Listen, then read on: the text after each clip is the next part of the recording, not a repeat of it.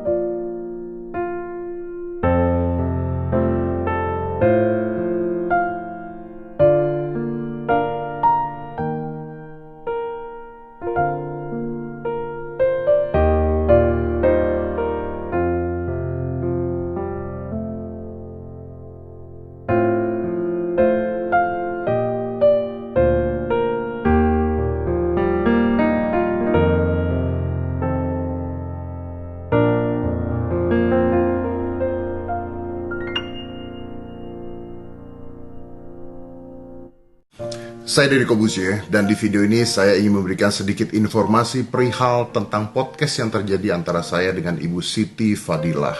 Belakangan ini banyak sekali media yang mengejar-ngejar saya, menanyakan hal tersebut, dan mohon maaf saya tidak bisa menjawab teman-teman media satu persatu. Oleh karena itu, saya berpikir untuk membuat video ini.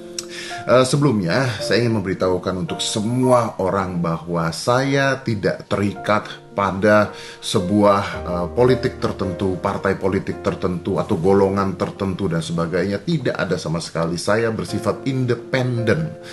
Yang saya bela adalah bangsa dan negara Indonesia. Demikian juga dengan isi video tersebut. Video yang terjadi adalah pada saat itu di rumah sakit ketika saya bersilaturahmi dengan Ibu Siti Fadilah, dan saya meminta izin dengan Ibu Siti Fadilah dan diizinkan tanpa sedikit pun paksaan karena beliau menginginkan agar ada informasi untuk masyarakat Indonesia yang bisa membantu bangsa kita segera menyelesaikan pandemi COVID-19 ini. Video tersebut tidak mengandung unsur hoax, tidak mengandung unsur provokatif sama sekali. Video tersebut hanyalah sebuah informasi untuk masyarakat dan untuk bangsa kita untuk segera menghabiskan pandemi COVID-19. Mudah-mudahan. Di beberapa media yang tersebar banyak sekali berita-berita yang tidak benar yang mengatakan saya menyamar masuk menggunakan masker. Saya pun ketawa ketika dibilang saya menggunakan masker itu menyamar, karena ya itulah media. Tapi ya sudahlah, tidak apa-apa. Yang saya harapkan adalah seperti ini. Yang bisa saya lakukan sebagai warga negara Indonesia adalah memihak negara kita sendiri, negara saya sendiri. Seperti tadi saya katakan, saya tidak pernah memihak satu golongan apapun, politik apapun. Kalau iya, podcast saya tidak akan dihadiri oleh gubernur, pejabat-pejabat negara, menteri, bahkan Menko Polhukam kemarin juga ada di podcast saya. Kenapa mereka bersedia? Karena mereka tahu bahwa informasi yang disampaikan adalah informasi yang penting untuk bangsa dan negara kita sendiri. Apalagi di dalam keadaan Indonesia sedang mengalami pandemi COVID-19. Jadi saya minta tolong. Sudahlah, kasihan Ibu Siti Fadilah. Beliau berusia 70 tahun lebih. Di luar benar atau tidaknya beliau adalah seorang koruptor, itu bukan urusan saya dan saya tidak tahu.